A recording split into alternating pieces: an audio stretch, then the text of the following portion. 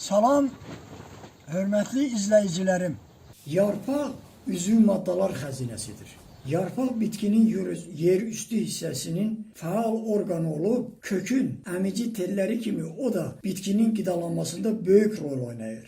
Fotosintez prosesi yarpaqda gedir. Yarpaqlar havanın karbon qazı ilə torpaqdan alınmış suyun birləşməsi nəticəsində üzüm maddalar hazırlayır. Fotosintez prosesinin normal başa çatması yarpağın xloroplastlarında olan xlorofil dənələrinin mövcudluğundan asılıdır. Plastik maddələrin əmələ gəlməsi üçün bitkidə xlorofil dənələri olmalıdır. Yarpaqlara daxil olmuş karbon qazı və su günəş şüalarının və xlorofil dənələrinin iştirakı ilə birləşib plastik maddələr əmələ gətirir. Yarpaqda gedən mürəkkəb biokimyəvi və fizioloji proseslər nəticəsində ona torpaqdan daxil olmuş azot, fosfor, kalium və s.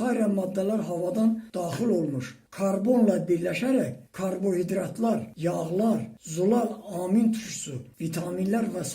üzvü birləşmələr əmələ gətirir.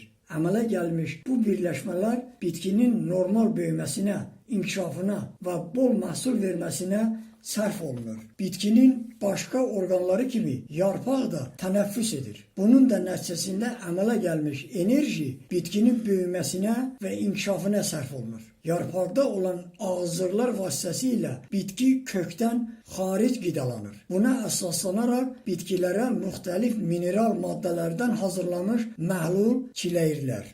Məlum olduğu kimi bizim istixanəmizdə artıq pomidorlara yaşıllıq verən xloroplastlar yavaş-yavaş çevrilərək xromoplastlara çevrilir. Yəni ki, qızarmağa başlayırlar. Fransızca almaya le pomme deyilir. Bunun mənası, pomidorun mənası qırmızı alma deməkdir. Çünki burada xloroplastlar artıq çevrilib xromoplastlara çevrilirlər. Xromoplastlar isə pomidorlara şirinlik, tamının artması, rəngin dəyişilməsi deməkdir. Pomidorlarda olan şəkərin artmasına kömək edən, pomidor kollarında müəyyən antibiotik rolunu oynayan bir məhlul hazırlamaq istəyirik. Məlum məsələdir ki, soğan qabığı adətən sarı soğan qabığı, qırmızı soğan, ağ soğan olmaz. Sarı soğan qabığında adətən boyaq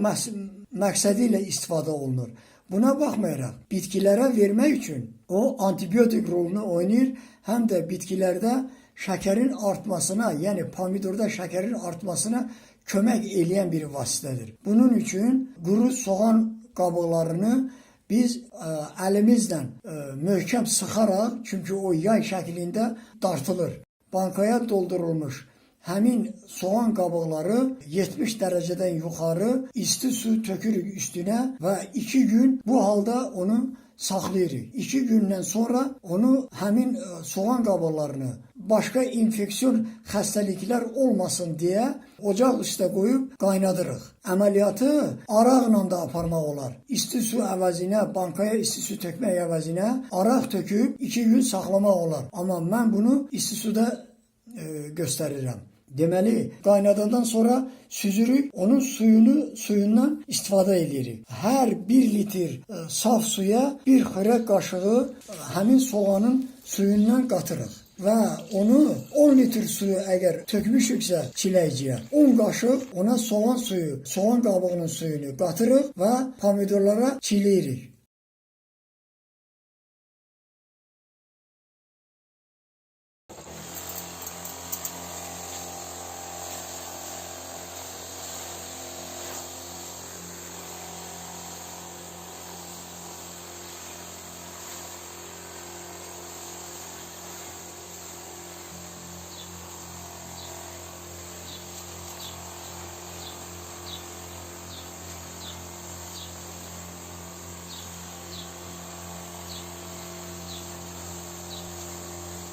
Sağ olun, gələn görüşlərə dək.